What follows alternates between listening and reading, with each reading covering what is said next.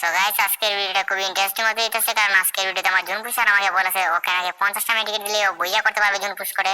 তো তার জন্য আমরা চারজনই নেমে গেলাম টোকেন কালেক্ট করতে, যে টোকেন কালেক্ট সব করবে তার জন্য। তো আমরা নামতে নামতেই দেখি আমাদের 2 নাম্বার শেষ। এটা কোনো কথা? সবাই আমরা টোকেন কালেক্ট করতে আর ও নামার আগেই শেষ। তো যাই হোক, ওকে আবার আমরা রিভাইভ দিয়েছে জুন পুষার। তো তারপর আমরা টোকেন কালেক্ট করতে আসি, হালকা লুটপুটও করতেছি, যদি ভাই এসে মেরে দেয় তাহলে সমস্যা হয়ে যাবে। তাই জন্য ফাইট করার জন্য লুট করলাম আমরা, গাড়ি নিয়ে এবার বের হয়ে যাবো।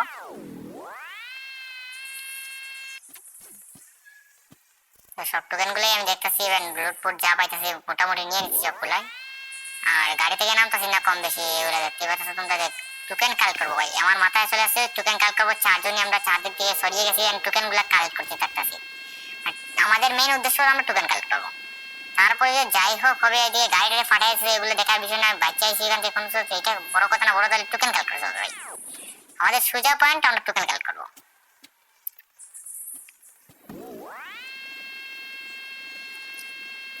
তারপর এখানে আসলাম ক্যাপ্টেনে সব টোকেন গুলা নিতেছি। তারপর দিকে আমাদের আর একটা ফ্রেন্ড এখানে চলে আসছে। তো তারপর বললাম দাঁড়াও তোমরা, আমি এখানে ক্যাপ্টেনের সব টোকেন গুলা নিয়ে আসতেছি, তুমি এখানে উপরে থাকো। আর ক্যাপ্টেনের সব টোকেন গুলো নিয়ে আমি আবার চলে আসছি এখানে। ওইদিকে আমার নেটেও প্রচুর পিন করতেছে, যার কারণে আমি ঠিকভাবে গেম প্লেও করতে পারতেছি না। নেটে অনেক সমস্যা করতেছে, প্লেনও আসছে, আবার সমস্যা করতেছে অনেক। যার কারণে ভাবলাম যে ওইখানে যাওয়া ঠিক হবে না, সেভ হবে না। যার জন্য আমি টোকেন গুলো এখানে দিয়ে দেওয়ার জন্য জুনপিসাকে বললাম যে তুমি এখানে আসো, টোকেন গুলো তোমাকে দিয়ে যাই আমরা। তারপর আমি আমাদের 2 নাম্বার টিমমেট দা সাইড, ও আমাদের সব টোকেন এন্ড মেডিকেল যা পাইছি ওরা দিয়ে দিছি আমরা। তারপর আবার এখানে হিল করে আমি গাড়িতে বসে গেলাম।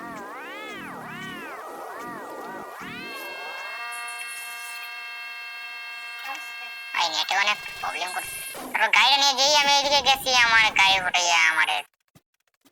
তারপর আবার এই স্কিল মাইরে আমার আবার মাইরে দিচ্ছে। এটা কেমন সম্ভব? আমি তো কাভার ছিল, তারপর মাইরেছে। ওরা দুইজন আবার একসাথে আছে, এটাই ভালো কথা। ভালো কথা 3 নাম্বার আলাদা আছে, আমার জুন পুষার কিন্তু আমাকে রিভাইভও করে দিয়েছে। আমরা ফাইনাল আমি যে পিকে গাড়িটা আছে ওইটা নিয়ে আমি জুন পুষারকে বা আমার টিমমেটকে বাঁচানোর জন্য আমি গাড়িটা নেই। যাইতে যাইতে দেখি ভাই শেষ 3 নাম্বার, মানে যে কি হইতাছে ভাই, টোকেন কাটবার জন্য নামছি আর সবাই মরতাছে আর রিভাইভ পাইতেছে, এটা কোনো কথা? তারপর আমাদের টিমমেট ও দেখি পিকে চলে আসছে, আমি ওকে রিভাইভ করে দিলাম। আমি আমার টিমমেট পুনরায় রিভাইভ করছে। মানে আমার টিমমেটকে আবার আমি রিভাইভ করলাম, যেন মরে গেছে, আমি রিড করতে পারে নাই। আমার 3 নাম্বার নামি আমার গাড়িটা চুরি করার জন্য বসে আছে এখন ভাই সাহেব। আমরা এখানে এসে গাড়িটা ছেড়ে দিলাম, যে এখানে আমরা কাভার থাকবো, কিছু নিয়ে পারলে মারবো না, এলে তার কিছু করার নেই। ফাইনালি এখান থেকে আমার গাড়িটা কি ভেঙে গেছে, কিন্তু কথা। তারপর এখানে দেখি একটা এনিমি আসছে, নিয়ে এসে ফায়ার করতেছে, আমি এদিকে ফায়ার করতেছি আর এই আমার পিছন মারিয়ে দিতেছে সে। এবার এটা কোনো কথা?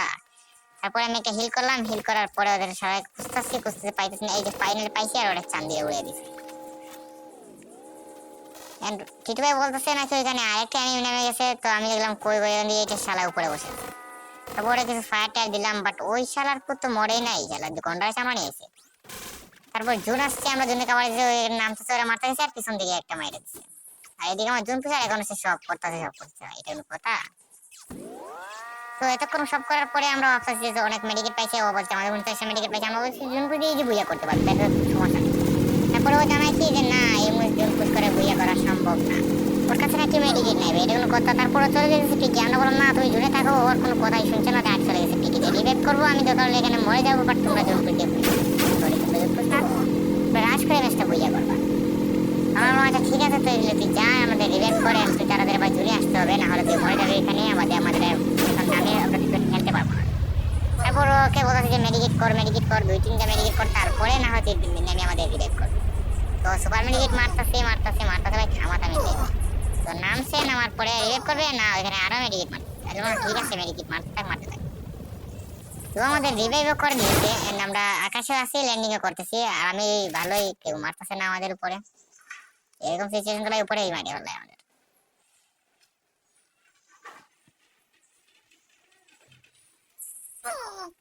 তো যাই হোক, আমরা একটা সেফলি ল্যান্ডিং করতে যেতেছি। সেফলি বলতে কি, ওই যে গাড়ি বাবা আছে না, ওইটাই আছে।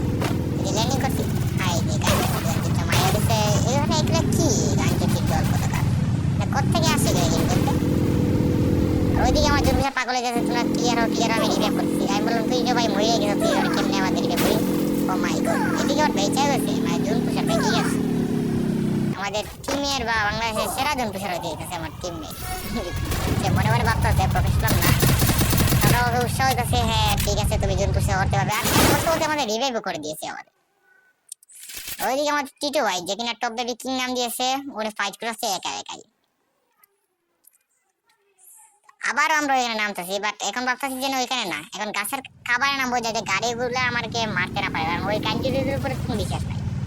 তো আমি ফাইনালি যে গাছের খাবারে নামছি, গাছের খাবারে নামতে আমি ওইদিকে তাকাইছি, এন্ড ওই দিক থেকে দেখি আবারও গান ছুটছে, বাচ্চা এসে মাইরা দিচ্ছে আমার। মানে এদের কি বলবো কিছু বুঝতে পারতেছি না ভাই, বুঝছো?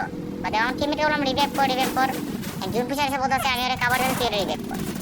তো এখানে আমার নেট প্রবলেম করতেছে, যার কারণে আমি এখানে বসে একটু মেডিকেট করে দিই, আর ওই দিক থেকে আমার একটা এসে মাইরা মারছে। যাই হোক আমি বললাম যে দুইটা আছে, তোমরা তিনটা আছে, ইজিলি ম্যাচটা বইয়া করতে পারবা, তোমরা ফাইট করো। তো ওইদিকে আমার জুনপুষার ম্যাক্স 7 নিয়ে যেরকম একটা জাথা মারছে, আমি তো আমার হার্টবিট ফাইটে গেছে। তো ওইদিকে বললাম টিটু ভাই পিছনে একটা আছে, তুমি ওইটারে মারো, উনি পাড়া ফেল নিয়ে নাকি মারো। ওই দিক থেকে আমার কি জুনপুষার মাইরা দিচ্ছে দিকে ওরে।